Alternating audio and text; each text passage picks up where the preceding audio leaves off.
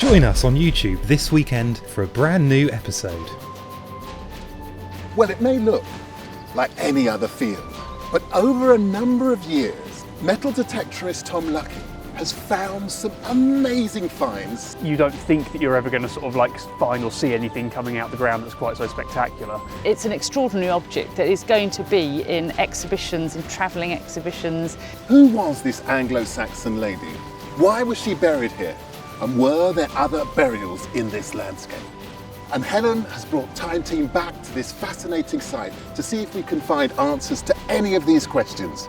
We've got a problem. We don't actually know where the burial is. Our flipping heck is rock solid. So hard around it. Stuart's going to have a go at the old-fashioned method of lining up trees for Oh, excavation. you're joking. And of course, we've got just 3 days to do it.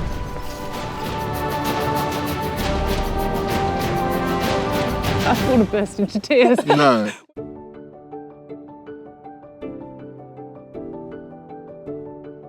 Join Time Team on Patreon to access exclusive 3D models, masterclasses and behind-the-scenes insights.